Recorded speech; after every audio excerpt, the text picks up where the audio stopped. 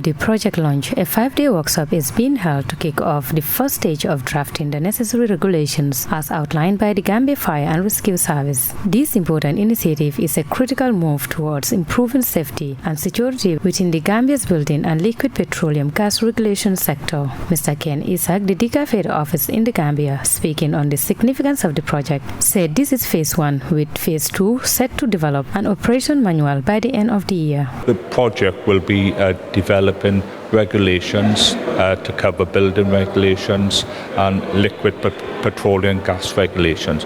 And why they're important is because it's about public safety, it's about the safety of buildings and about the safety of people. And DCAF are really honoured and privileged to be part of this process, and we thank the Government of Gambia and the Gambian Fire and Rescue Service for having the trust and confidence in DCAF to support you to develop these really essential and important regulations. The Deputy Chief Fire Officer of the Gambia Fire and Rescue Service, Ms. Maimuna Jobate, expressed gratitude for the project, highlighting its timeliness and relevance to their daily operations amidst rapid infrastructural advancement in the Gambia. We deeply appreciate and acknowledge all effort in developing this important document, Building Regulation, LPG and Petroleum Regulation. This capacity building is not only timely, but also highly relevant to our daily operation. The timing of this training could be more opportune, given the rapid development of modern infrastructure advancement in the Gambia. Rest assured, this endeavor will bridge knowledge gap and enhance the efficiency of service delivery by the Gambia Fire and Rescue Service personnel.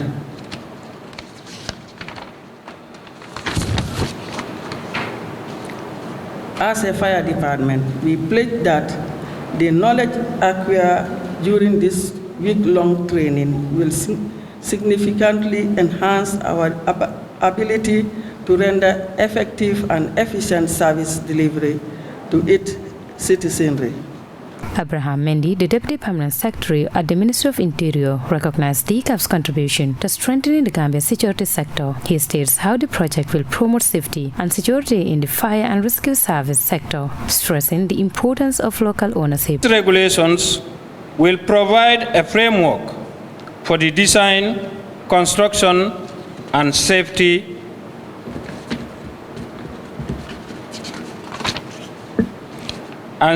of buildings intended for public use. They will ensure fire safety measures in place and that there are clear guidelines for the inspection, storage, movement, usage of these products. The environment risk associated with LPG will also be addressed, promoting sustainable energy practices. As we move forward with this project, it is essential, ladies and gentlemen, to emphasize the principle of local ownership. The regulations being developed must be viewed as Gambian-owned, reflecting our unique context and operational capabilities. Major General retired Philippe Bottini, DCAF and French government liaison, explained that the project stemmed from a request by the Gambia's former Minister of Interior to support the Gambia Fire and Rescue Service efforts to improve efficiency and organization. This project, he added, marks DCAF's first involvement in a civil protection reform program, highlighting a new approach to making a difference for the citizens of the Gambia. Is the first at DCAF to focus specifically on fire service governance reform. It is part of DCAF's people-centered approach to security.